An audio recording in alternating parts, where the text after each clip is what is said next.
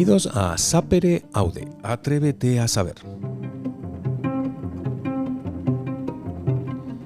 Un programa de Michael Thallium para todas esas personas curiosas, con ganas de saber, de conocer, de aprender cosas nuevas y a lo mejor cosas que no son tan nuevas.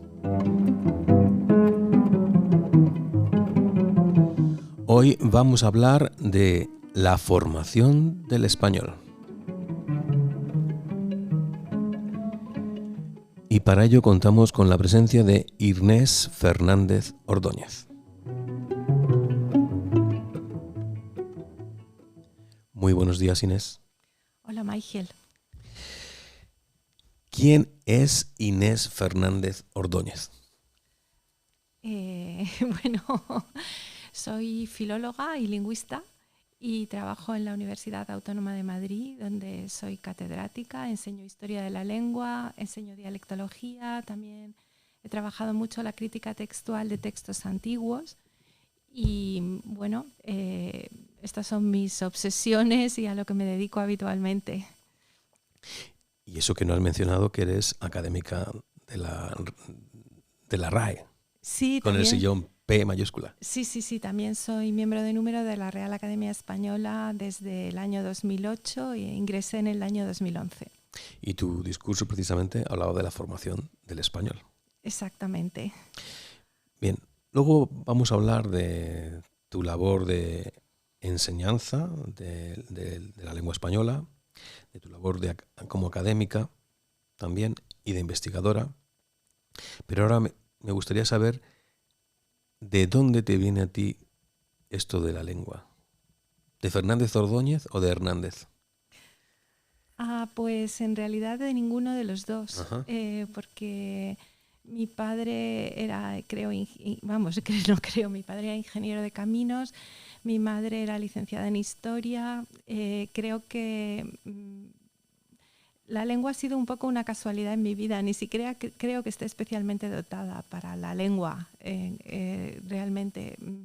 Yo empecé filosofía y letras pensando hacer filosofía, pero luego había un año de comunes y estuve a punto de hacer filología clásica y finalmente hice filología hispánica un poco por exclusión.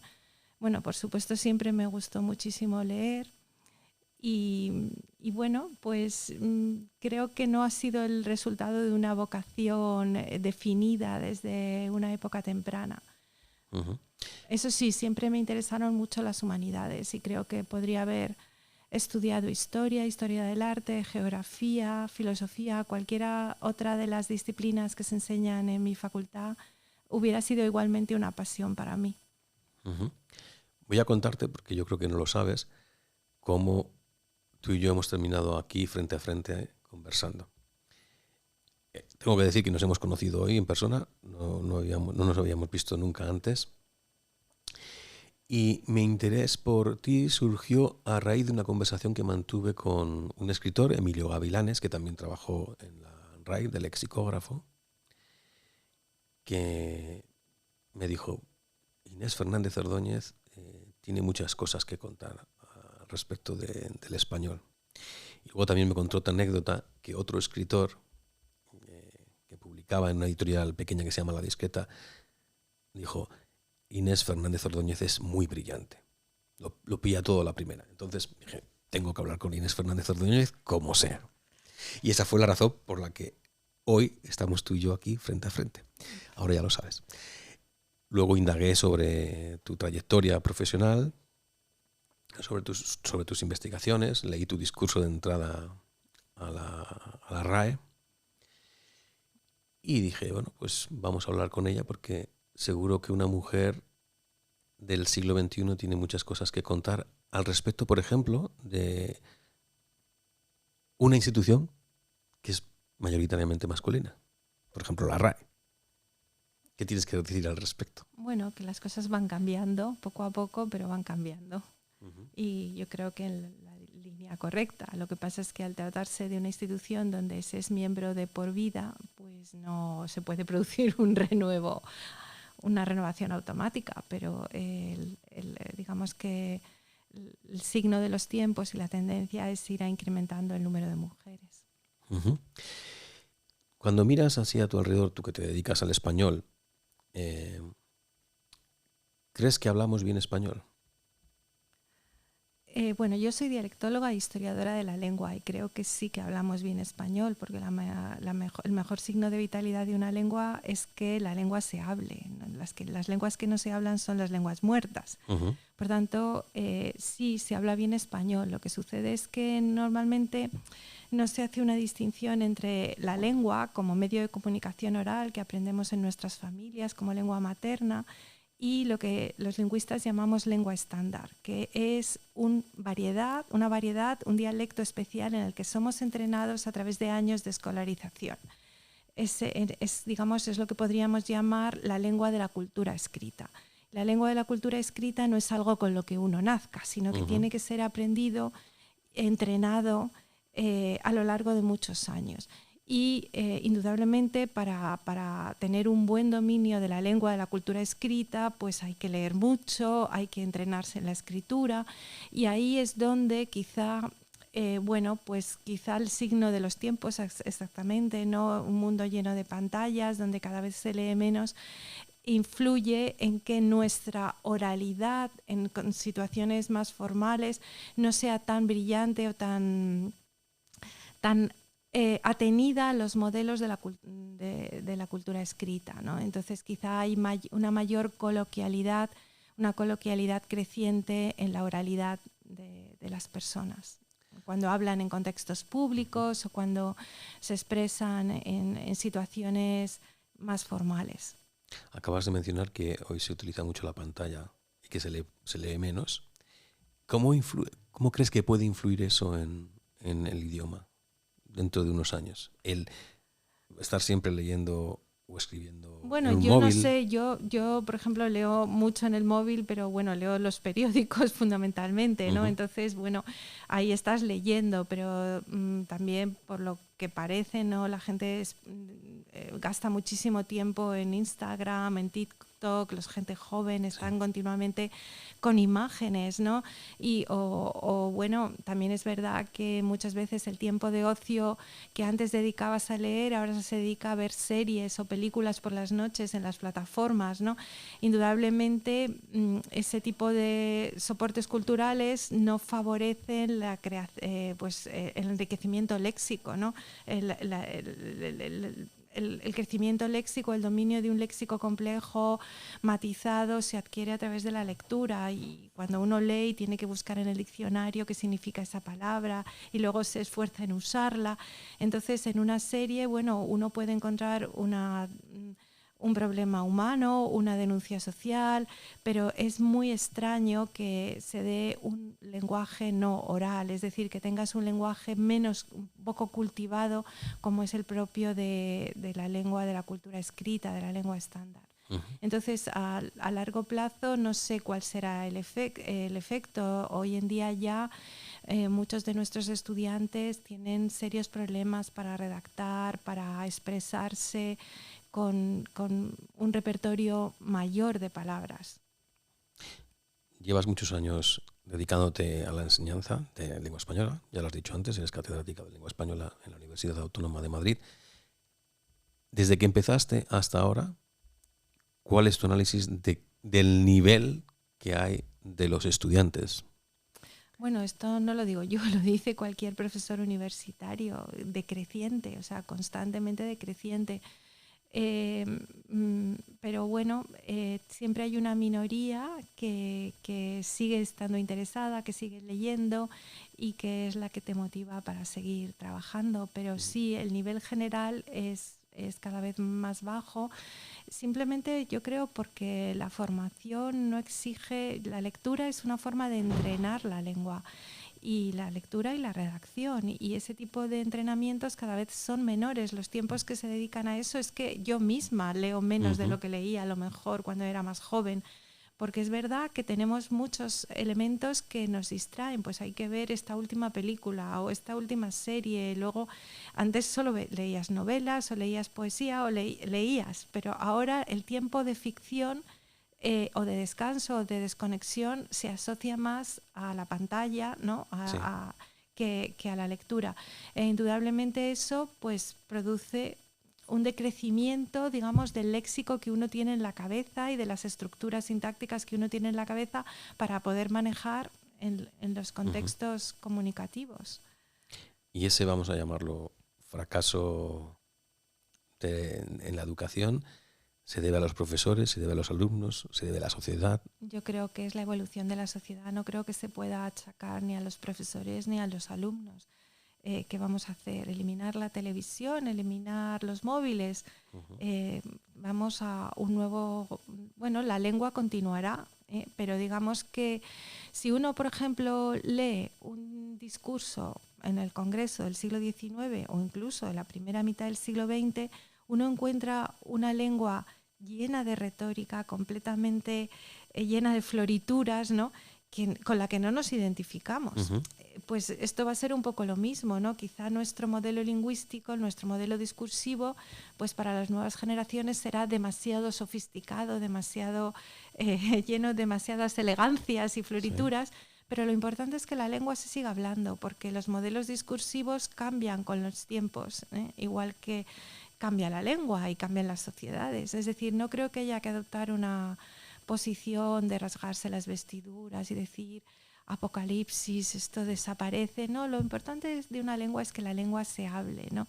Y bueno, pues las herramientas culturales que rodean a la lengua pues han sido diferentes en cada época y ahora nos encontramos con una época nueva. En los últimos años vivimos eso que ahora se denomina genéricamente como lucha cultural o el relato cultural, y el español está muy en boga, por ejemplo, por las diferencias en España, por las distintas lenguas cooficiales, y luego el español de España, el español de América Latina, se mezclan conceptos históricos e ideologías. ¿Qué es lo que, en tu opinión, no sabemos del español y que creemos, de la idea que tenemos del idioma español? ¿Qué crees que la gente no sabe del español? Que la gente no sabe del español. Sí, como idioma. ¿Como idioma? Sí. No entiendo bien la pregunta, vale, porque es una pregunta tan genérica que no sé muy bien cómo contestarte. Te puedo contestar cualquier cosa. Me estoy refiriendo, en concreto, tú has dedicado muchísimas horas a la investigación del origen del idioma español. Ah, vale. Entonces, hay ciertos... vamos a decirlo así, ideas que uno tiene al respecto de una lengua en general y del español en concreto en este caso, que luego no se corresponden con lo que demuestra la investigación. A eso me refiero. Ah, bueno, ahora te entiendo perfectamente. Bueno, sí, desde la época de Ramón Menéndez Pidal, cuando él escribió un libro que sigue siendo fundamental, que se llama Orígenes del Español, sobre todo porque investigaba los elementos románicos en la documentación latina muy primitiva, entre los siglos IX, XI e incluso XII.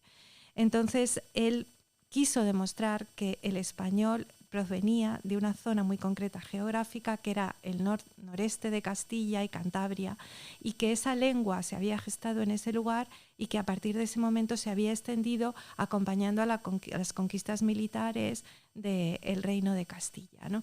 Hoy en día, y por tanto, que el español era en origen el castellano, ¿no? Esta idea creo que debemos rebatirla, ¿no? Porque Menéndez Pidal se basó en muy pocos datos fonéticos y la constitución de un idioma no son solo ciertos rasgos fonéticos, sino que tenemos que tener en cuenta la gramática, el léxico y otros elementos fonéticos que el propio Pidal no tuvo en cuenta o que manipuló un poco para mostrar que Castilla había hecho a España, ¿no? De acuerdo con la mentalidad de su época, porque como miembro de la generación del 98 estaba obsesionado con el hecho de que Castilla era el origen, el núcleo de España.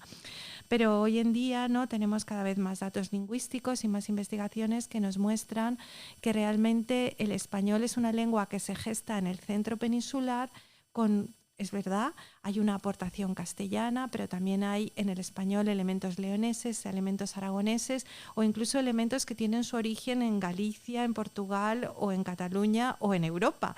Es decir, las lenguas no son compartimentos estancos y la historia de la lengua que se nos ha presentado tradicionalmente es una lengua en la que la lengua es un compartimento estanco en el que, como si fuera impermeable a las influencias lingüísticas de las otras lenguas habladas en la península ibérica.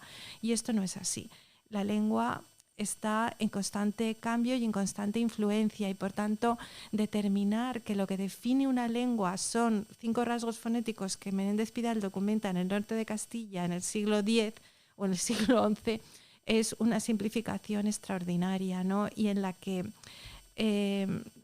don Ramón se dejó llevar un poco por la historia política, ¿no? Pero si hacemos una historia de la lengua verdadera basada en una multitud de datos, nos encontramos que la historia de la lengua es mucho más compleja y que realmente el español incorpora elementos desde el principio de todo el centro peninsular, ¿no? Y que incluso en lo fonético es todo el centro peninsular el que evoluciona de forma conjunta y que hay rasgos gramaticales compartidos. Y en definitiva, algo que nos damos cada vez más cuenta, y es que a partir de finales del siglo XIV y desde luego durante todo el siglo XV, la mayor parte de los cambios lingüísticos que acaecen en el español y que convierten el español medieval en el español moderno, en el español que conocemos del Renacimiento y del Siglo de Oro, vienen de Aragón. Vienen de Aragón, son aragoneses, es decir, que muchos de esos elementos lingüísticos son aragoneses y significan traicionar los elementos originalmente castellanos, ¿no? Sin embargo, claro, este relato no encaja con una visión triunfalista de Castilla como reino que ha hecho a España. Ajá. A eso me refería cuando te hacía la pregunta. Bien, permíteme una pequeña broma. ¿Tú coses mucho?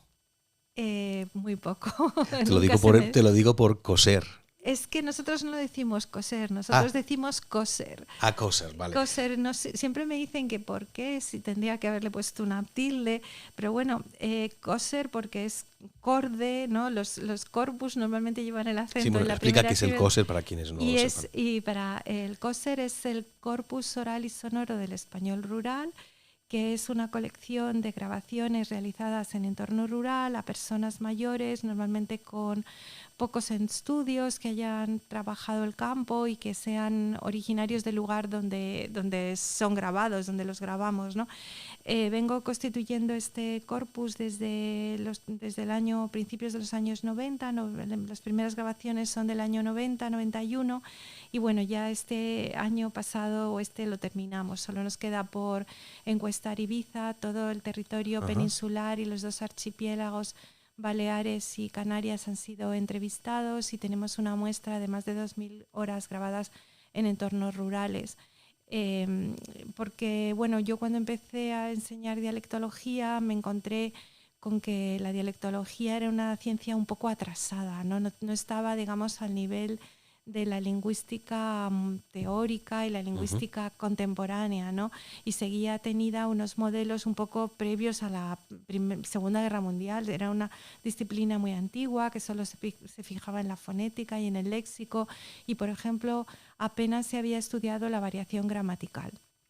Entonces, cuando quería dar clase, pues me encontraba con que en concreto empecé estudiando el leísmo, el laísmo y el loísmo, porque no encontraba en ningún manual, ni ningún atlas, ni ninguna fuente habitual cuál era el límite geográfico de esos fenómenos, ¿no? Y realmente había varias teorías que los intentaban explicar, pero no había ninguna que consiguiera, digamos, explicar los datos de forma coherente. Entonces empezamos a grabar para intentar probar la teoría que tenía una profesora que era catalano-americana, ¿no? Flora Klein Andreu, que había apuntado que el leísmo en realidad no tenía que ver con la distinción entre lo personal y no personal, sino que el leísmo realmente tenía que ver entre la distinción entre las entidades contables y no contables. Entonces, a partir de esa teoría empezamos a grabar.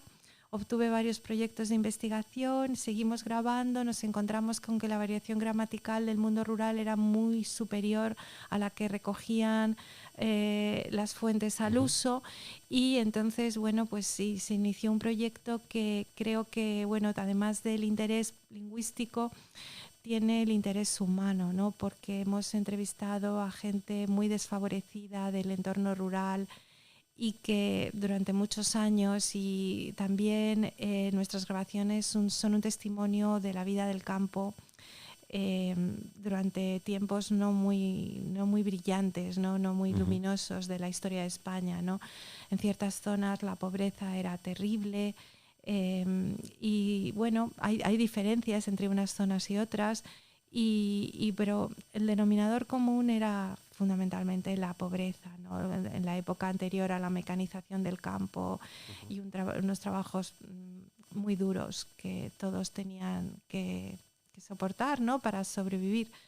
Y bueno, pues sí, este corpus creo que tiene interés para los antropólogos sociales sobre todo, y también tiene un interés lingüístico. Entonces nosotros tenemos un equipo de investigación y nos dedicamos a transcribir esos materiales, cosa que es muy costosa y muy lenta porque no es fácil muchas veces transcribirlo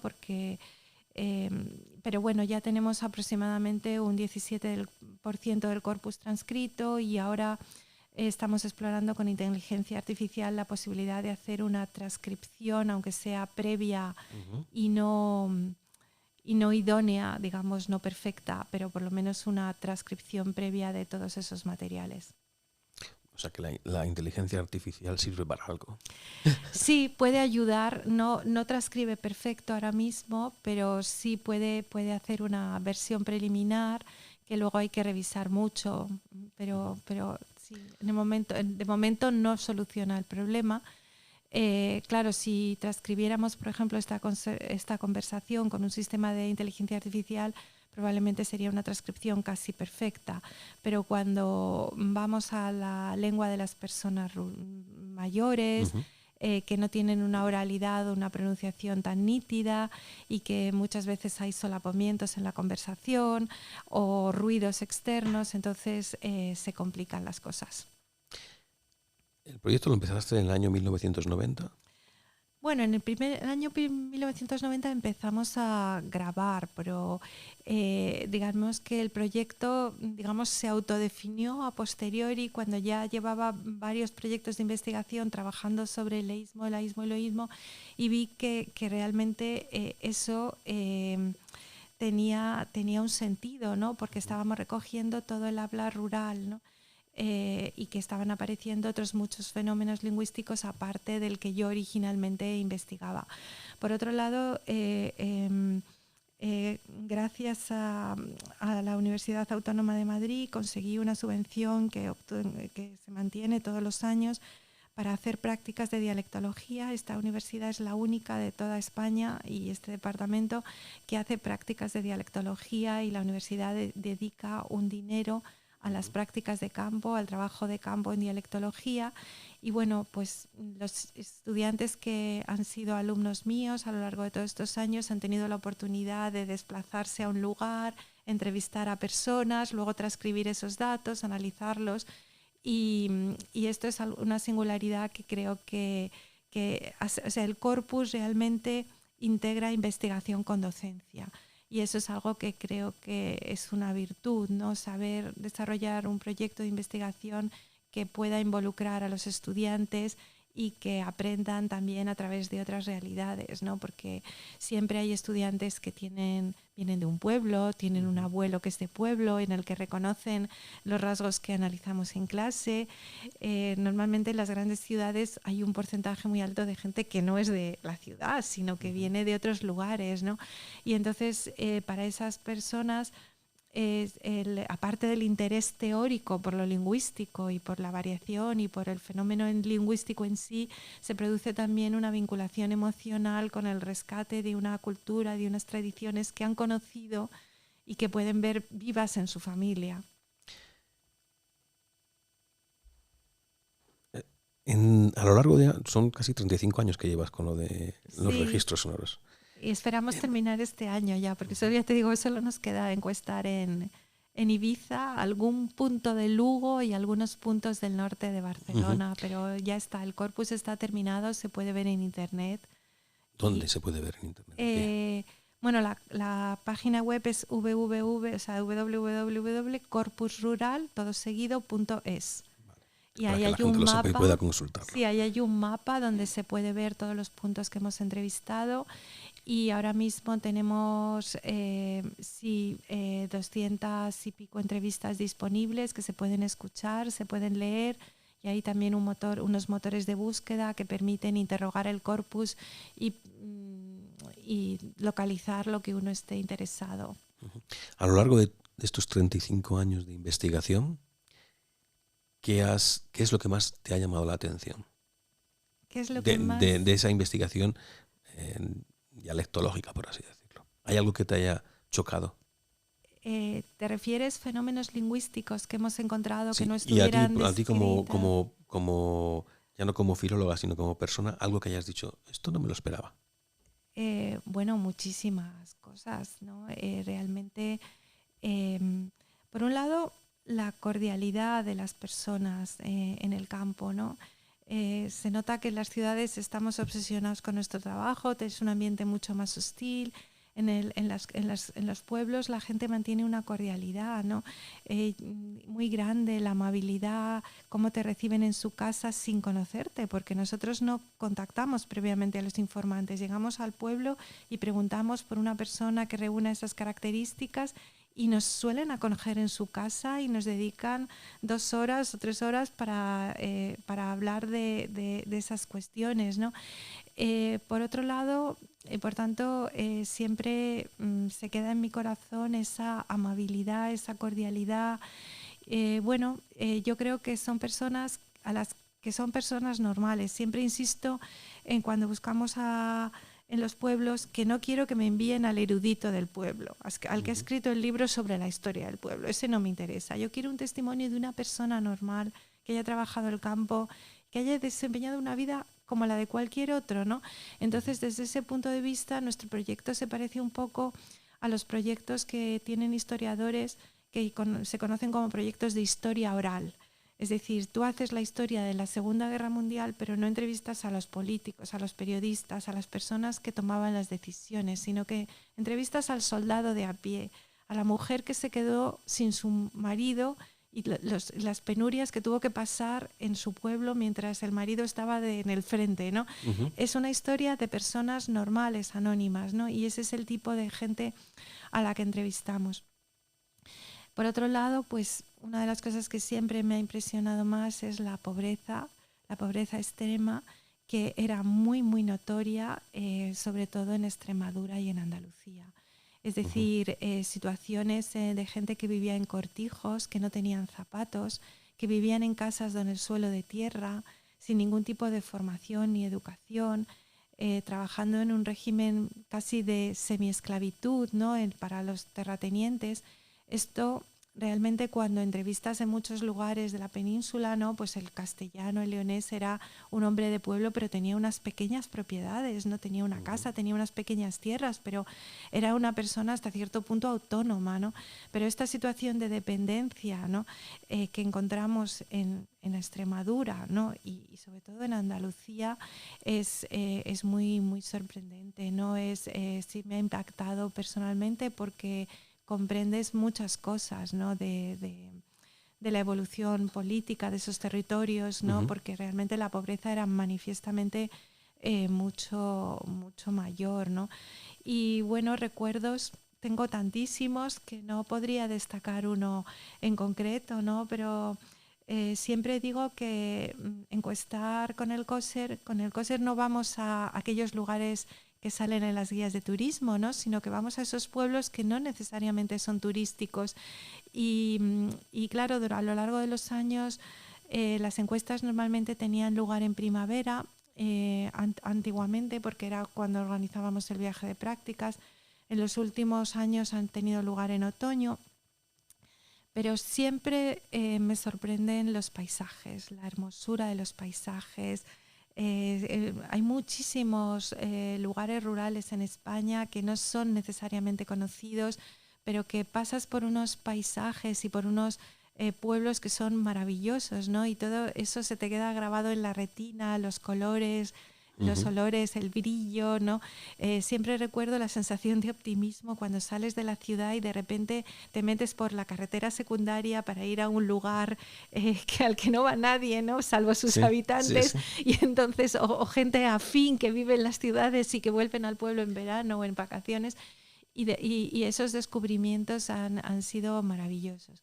Y luego también, bueno, aunque nosotros no solemos sacar el tema de la guerra civil, salvo si lo sacan voluntariamente los informantes, a veces los informantes sí sacan este tema, ¿no? Y quieren hablar de él, nosotros no se lo impedimos, y a veces nos cuentan historias terribles, ¿no? Personales, ¿no? Y que producen que se te pone a llorar el informante, ¿no? Recuerdo una señora en Asturias que contaba que en su pueblo venían a buscar a los hombres para fusilarlos, y que la interpelaron preguntándole, debía tener 7, 8 años, y la interpelaron preguntándole por su padre, y ella sabía dónde estaba su padre escondido y no dijo nada, y veía cómo bajaban los camiones, ¿no? A la playa, y allí fusilaban a la gente. Entonces hay veces relatos de estos que son tremendos y que se te quedan grabados en la memoria, ¿no? Por el propio relato o por la luz de la entrevista. Es decir, te podría hacer una larga lista de pueblos que a veces hablo con gente y me dice, porque yo soy de tal sitio. Digo, sí, qué sitio tan bonito. Y dicen, ¿cómo conoces este pueblo? Digo, pues que hice una entrevista allí hace muchos años y me acuerdo especialmente de lo amable que fue la señora a la que entrevisté y que me regaló un tarro de miel. Fíjate que estás hablando de como si fuese un pasado muy lejano y no hace tantos años. Estamos hablando de 35 años atrás. Sí. Y estamos hablando de pobreza. Hace 35 años. No. Pobreza hace 35 años no. Pobreza en las infancias de los informantes a los que yo entrevistaba. Los entrevistaba. También hay mucha diferencia en el grado de formación, ¿no? En los sitios en los que en el mundo rural hay pequeños propietarios, normalmente han ido a la escuela a lo mejor hasta los 8, los 14 años, pero en Andalucía y Extremadura era muy común que no hubieran ido a la escuela en absoluto. Es decir, que la misma persona de la misma edad no había tenido acceso a ningún tipo de educación, ¿no? No, en la época en la que yo entrevistaba, no. Hay que tener en cuenta que yo he estado siempre encuestando personas mayores. Mayores porque, por lo que nos enseña la sociolingüística, sabemos que uno constituye, ¿no? y la lingüística actual, ¿no? Sabemos que la gramática que uno sintetiza en su mente se produce entre la primera infancia y la adolescencia, ¿no?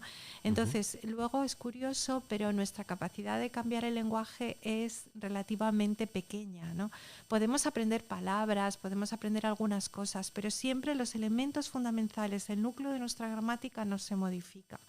Entonces, si uno encuesta a una persona mayor, está documentando el estado más antiguo de la lengua al que puede acceder en una persona viva, ¿no?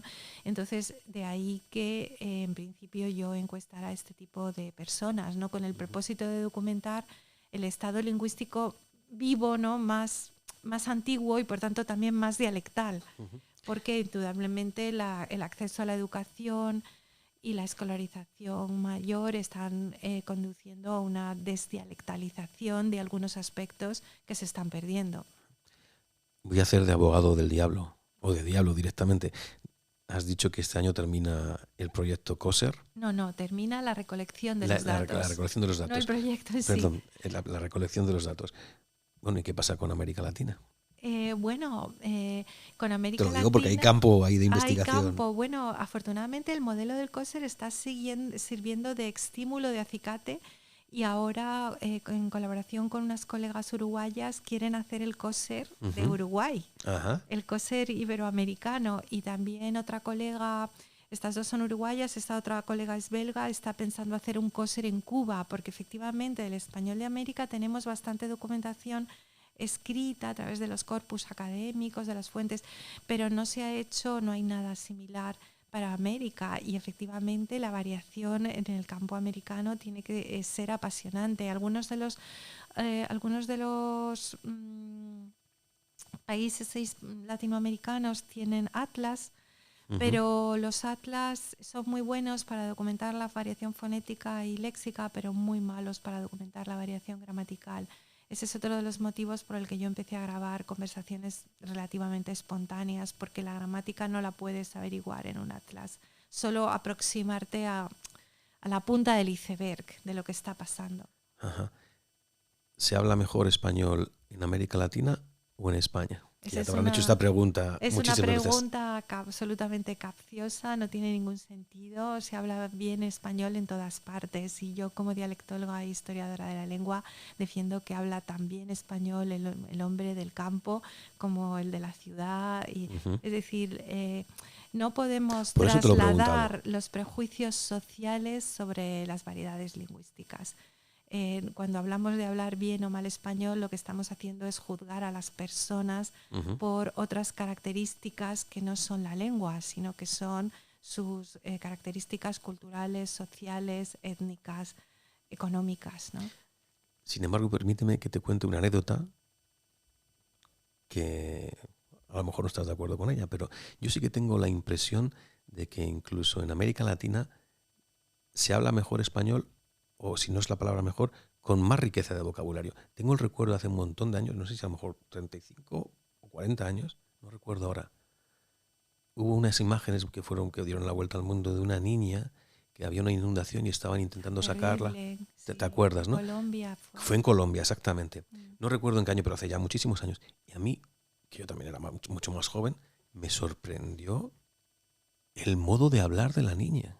Era increíble. O sea, con esa edad lo comparabas con alguien, con un niño o una niña de esa misma edad en España. Yo no creo que hablase así.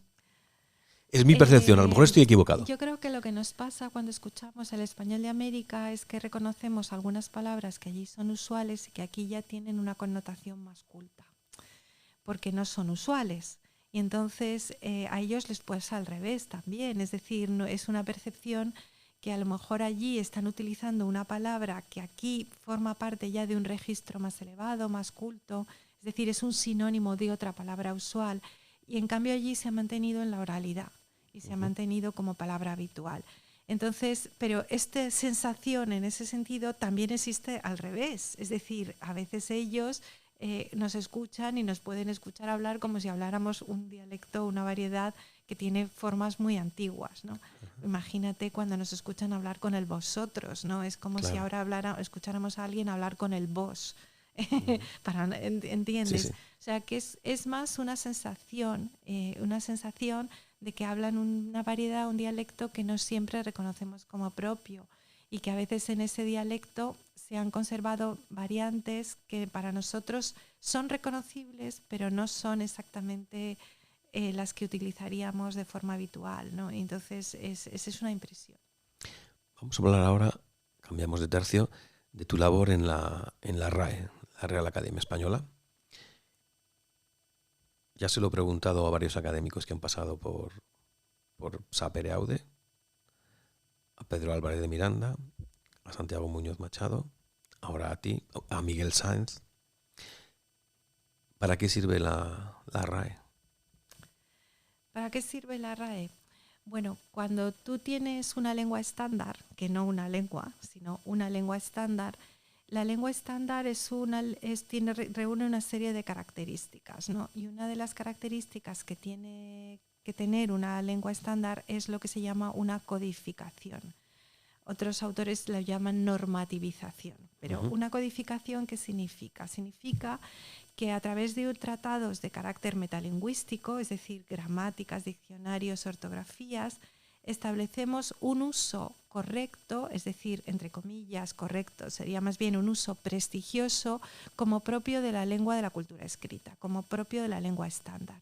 Entonces, hay muchas lenguas que no tienen una institución que realice esas labores de codificación, sino que se realiza, pues, por ejemplo, en el inglés se realiza a través de las instrucciones que hace el diccionario de Oxford, en alemán a través del Duden, en Francia es normalmente el Robert el que establece esas normas de uso. Es decir, no existe una institución, sino que sí, a veces hasta son empresas o son de carácter privado las que establecen la referencia respecto al uso lingüístico que se considera más prestigioso desde el punto de vista de la cultura escrita. En el caso del español, tenemos unas instituciones, la Academia, pero también una serie de instituciones asociadas, la Asociación de Academias de la Lengua Española, que reconocen los hablantes como autorizadas para establecer, digamos, esa guía en el uso de la cultura escrita. Uh-huh. Es un uso de la guía de la cultura escrita, lo cual no quiere decir que no tengamos derecho a expresarnos de otra manera, porque la realidad es que esa normativización, para que sea efectiva, es decir, para que triunfe, para que tenga vías de prosperar, tiene que basarse en el uso colectivo de los hablantes. Porque si se desvía del uso colectivo de los hablantes, esa normativización normalmente cae en saco roto, no sirve absolutamente para nada. Por tanto, una institución como la RAE tiene sentido siempre que los hablantes decidan reconocer a la Real Academia ese papel, pero es un papel que depende de los hablantes, porque ha habido muchas propuestas de normativización en la historia de la lengua española y por las razones que fueran en el siglo XVIII, quizá por el reconocimiento que obtuvo de la monarquía, quizá porque consiguió imponer sus normas ortográficas en la imprenta en el siglo XVIII, o luego porque consiguió de la monarquía que la gramática se convirtiera obligatoria en las escuelas a mediados del siglo XIX, ha tenido un reconocimiento por parte de los hablantes que le confiere ese papel, pero si los hablantes en un momento dado deciden retirarle esa confianza, la Academia no tendrá nada que decir y será un cero a la izquierda en el uso colectivo de la lengua. Por tanto, para que esa confianza no esté retirada, es fundamental que la Academia esté acompasada con el cambio lingüístico que tiene lugar en la sociedad. ¿Y eso cómo se conjuga, voy a utilizar el verbo conjugar, con la aparición de las redes sociales, donde el lenguaje que se emplea no es nada normativo? Bueno, no es nada normativo, sí, pero te quiero decir, no pasa nada, ¿no? Siempre ha habido distintas formas de escribir. Mientras tú sepas, es decir, en qué contextos debes mantener las normas de uso. Es decir, hay una confusión muy frecuente y es pensar que la lengua estándar es exclusiva y que deberíamos usar la lengua estándar en todo tipo de situación comunicativa y en todo tipo de relación social o en cualquier tipo de comunicación escrita. Y la lengua estándar es solo una más, la que los hablantes hemos decidido utilizar en situaciones de formalidad, de solemnidad, utilizarlo como vehículo de la educación, etcétera, etcétera. Pero eso no significa que tengamos que aspirar a la unicidad y a la uniformidad, porque eso va contra el existir histórico de las lenguas. En las lenguas siempre existen variedades, distintas situaciones y además los hablantes se reconocen en las alternativas, ¿no? Porque si no estaríamos en una dictadura, no sé cómo decirte, ¿no? Sí, sí. Sería una dictadura lingüística. Por tanto, los estandarizadores, desde el primero de nuestra historia de la lengua, que es Antonio de Nebrija, el primer codificador y el primer estandarizador, y Nebrija quiere una lengua única de un único tenor por los siglos de los siglos. Eso es el ideal de un estandarizador, pero es que el ideal de un estandarizador es como pretender que exista una sociedad inmóvil o un sistema político inmóvil. Es imposible. Es imposible, es un anacronismo. Por tanto, las instituciones estandarizadoras como la Academia tienen que asumir la existencia de la diversidad y considerar que su impacto es limitado solo sobre cierto tipo de registros lingüísticos y de tipo de situaciones comunicativas. ¿Qué ocurre, por ejemplo, cuando se intenta imponer ciertos usos lingüísticos por ley? Me estoy refiriendo en concreto a un caso de actualidad que es ese que se llama lenguaje inclusivo. Bueno, primero habría que decir que no es una ley, es una recomendación. Es decir, es una recomendación. El que quiera lo sigue y el que no quiera no lo sigue, ¿vale? Es decir que es por ley es un abuso también. Es decir, hay una recomendación de que los textos administrativos, etcétera, se redacten cumpliendo ese tipo de desdoblamientos o uso de colectivos o uso de elementos genéricos para no presuponer que es un hombre el que el que ocupa un puesto, tal. Desde el punto de vista que es una recomendación, a mí no me parece tan descabellado. Es decir, no sé por qué nos metemos tanto con esas recomendaciones y no nos metemos con el lenguaje de los juristas, por ejemplo, que es incomprensible, o el contrato que uno firma en el banco, o el contrato que tal. Es decir, ahí sí que tenemos que asumir toda esa jerga incomprensible, y en cambio en el lenguaje administrativo no podemos admitir que se diga algo así como aquel que o quien ocupe la plaza en vez de aquel que ocupe la plaza. Es decir, sí, es forzado, pero no es forzado también lo otro. Por tanto, yo no utilizo este lenguaje en mi oralidad ni en mis textos porque no me parece necesario. Yo creo que el masculino, para mi variedad, es absolutamente inclusiva y considero que no me tengo que estar penalizado por eso, ¿no? Pero respeto absolutamente a las personas que piensan lo contrario. Y veremos qué sucede, porque la lengua es el resultado también de un debate social. Es decir, que si los que piensan que un masculino no les incluye y las nuevas generaciones piensan así y practican otro uso lingüístico, es muy probable que la lengua cambie. En mi opinión no va a suceder porque los cambios lingüísticos, para que se materialicen, tienen que ser cambios un poco por debajo del nivel de la consciencia.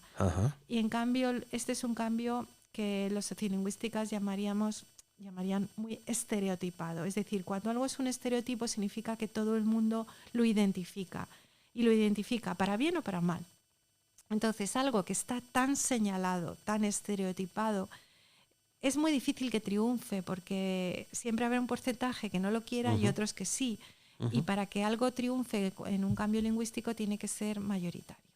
Por tanto, es un poco probable que triunfe, ¿no? Pero yo creo que se debe respetar a aquellas personas que quieren utilizarlo.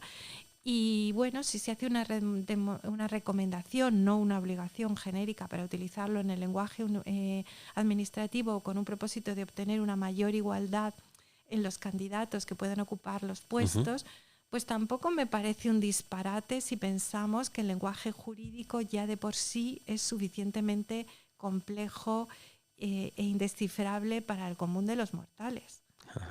Correcto. Muy brevemente, antes de que terminemos, me gustaría que contases para la amplísima mayoría de personas que viven en España y también en América Latina que hablan español, a grandes rasgos, en qué consiste la actividad de la Real Academia, cómo es la vida de la Academia, sin entrar en profundidades, simplemente para que alguien porque parece que la RAE es un ente que está ahí, pero la RAE la componen personas.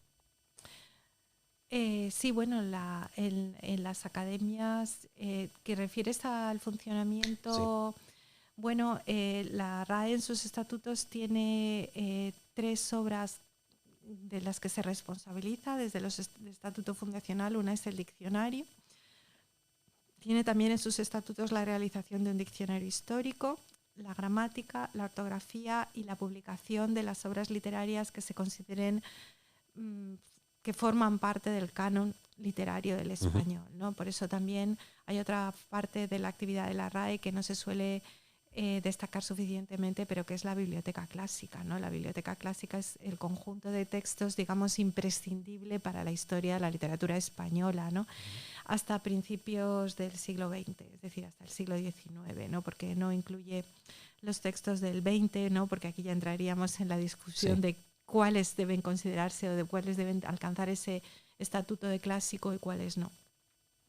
Entonces, la academia, digamos que es una institución al servicio de la comunidad hispanohablante y cuya función es pertinente siempre que la comunidad hispanohablante la reconozca como tal. Por tanto, bueno, siempre se habla de que debe mantener la unidad de la lengua. Indudablemente, si los hablantes o la comunidad hispanohablante reconoce una cierta autoridad para la estandarización a la Real Academia, ello contribuye a que esos hablantes se reconozcan en el conjunto, ¿no? Pero en ese sentido, ese es el reconocimiento de unidad, pero no en el sentido de uniformidad lingüística, porque indudablemente todas las variedades del español tienen que estar acogidas o recogidas en las obras de la academia. Entonces, por supuesto, es útil porque nosotros consultamos el diccionario, es útil porque nosotros leemos los clásicos y queremos tenerlos en ediciones cuidadas y que se nos expliquen los elementos léxicos, los elementos culturales. Es fundamental porque nos interesa tener una gramática actualizada que responda a las perspectivas modernas de análisis lingüístico. Es fundamental por tener una ortografía común, porque la ortografía común es quizá el elemento más cohesivo para todos los individuos que se incluyen en el conjunto lingüístico del español. Uh-huh. Ya nos queda poco tiempo, pero sí que me gustaría, aunque sea simplemente mencionar y hablar brevemente de ello, algo de lo que no he hablado y que tenía especial interés, que es la historia de Alfonso X, de la cual tú eres especialista. Ten en cuenta que nunca sabremos quién escucha este programa. Para alguien que no tenga por qué saber de lingüística ni de formación del español, ¿qué es eso de la historia de Alfonso X? La historia de España, quieres decir, porque Alfonso X el Sabio, no sé si quién nos escucha, pero Alfonso X el Sabio, dices que te escuchan también en América Latina. Sí. Fue un rey del siglo XIII, ¿no? Reinó entre 1252 y 1284 y es el autor de una serie de obras que para la cultura española son muy importantes, ¿no? Bueno, el corpus alfonsí, el corpus de textos es inmenso, no podemos entrar ahora mismo a detallarlo, pero quizá hay dos obras que han tenido mucha importancia para la historia de la cultura española, tanto en España como en Latinoamérica, que son la historia de España, por un lado, y por otro lado, las 7 partidas, ¿no? Uh-huh. Y bueno, yo he estudiado muchos de los textos de Alfonso X y en especial la historia de España, que fue objeto de mi tesis y sobre el que preparo ahora una edición crítica que ofrecerá el texto genuino, ¿no? que no es el que editó Ramón Menéndez Pidal en el año 1906, es un texto nuevo, diferente, y que preparo para la edición de la Biblioteca Clásica de la Real Academia Española. ¿Y cuándo podremos disfrutarlo? Pues yo creo que en un par de años. Estamos en febrero de 2025, así que tendremos que esperar más o menos hasta 2027. Sí. Bueno, el texto crítico lo tengo hecho desde el año 2020, pero me falta todo el aparataje, el aparato exegético, ¿no? Me faltan las fuentes, las notas, la introducción, etcétera, etcétera. Pero espero que pronto, es decir, el texto crítico, que es lo más tedioso de establecer, porque en cada uno de los fragmentos del texto he utilizado varios manuscritos para establecer el texto crítico y saber con seguridad que eso es lo que el rey sabio ordenó escribir. Pero me falta también una serie de elementos, ¿no? de interpretación que añadimos los filólogos al texto para que pueda ser comprendido por un lector normal. Es muy tediosa la labor paleográfica de entender lo que está escrito en textos que son tan antiguos. No realmente, no porque los manuscritos medievales del siglo XIII están realizados normalmente en una gótica que se llama gótica textual y que es casi como letra de moldes, casi como letra de imprenta, ¿no? Luego las letras cursivas, y esas sí son un poquito más difíciles de interpretar, y las lenguas ya cortesanas, cursivas, que llamamos cortesanas o procortesanas del XV, y luego la procesal, eso sí que es muy difícil de leer. Pero los manuscritos medievales en general están realizados en distintas modalidades de la letra gótica y es una letra relativamente sencilla de entender una vez que uno aprende a desarrollar ciertas abreviaturas que son siempre las mismas. Hombre, siempre hay locus criticus que resultan que te devanas los sesos y no consigues entender lo que ha pasado ahí. Pero en general yo diría que es mucho más difícil leer los manuscritos de documentos del 16 y del 17 que leer los textos medievales. Bien, llegamos a la parte final. Te hago la misma pregunta que he hecho a todos los invitados anteriores. Si tuvieses que recomendar un libro que hay que leer sí o sí antes de morir, ¿qué libro dirías? Bueno, claro, lo más fácil es decir el Quijote. Varios invitados lo han dicho anteriormente. Entonces dices, claro, que el libro fundamental de la cultura española, etcétera, etcétera. Claro, pues sí, yo no sé. Bueno, cada uno tiene sus preferencias, sí, ¿no? Claro. El Quijote sería uno de esos libros que sí o sí hay que leer, ¿no? Bien. Y lo mismo aplicado a la música, es decir, una música que alguien tiene que haber oído antes de morir. ¿Qué música dirías? Esto lo tendría que pensar porque hay tantas músicas que, bueno, pues las variaciones Goldberg de Bach, por ejemplo. Las variaciones Goldberg, las sonatas de Beethoven, los conciertos de Mozart. Es que claro, es imposible. Y ahora una petición. Imagínate tú que has pasado más de 30 años grabando a gente en el entorno rural. Imagínate que dentro de 500 años alguien escucha esta conversación que estamos manteniendo en febrero de 2025.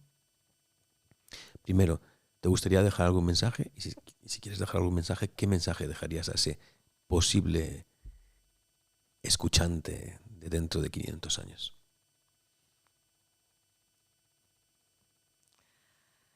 Pues qué complicado. Un mensaje, no sé, tendría que pensarlo. Tendría que ser... pensaría claro, un mensaje que tiene que tener trascendencia para la humanidad. El que tú quieres, el que tú quieras. ¿Qué mensaje te gustaría dejar de ti? De mí.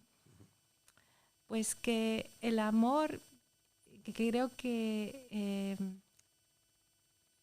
toda mi actividad ha estado gobernada por el amor al conocimiento y también el amor a las personas, el amor a la especie humana. Es decir, creo que la educación se define por amor e inteligencia combinadas en dosis iguales.